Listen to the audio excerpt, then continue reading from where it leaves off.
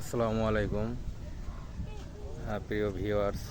আজকে আমি আছি বগুড়ার সারিয়াকান্দি যমুনার চরে।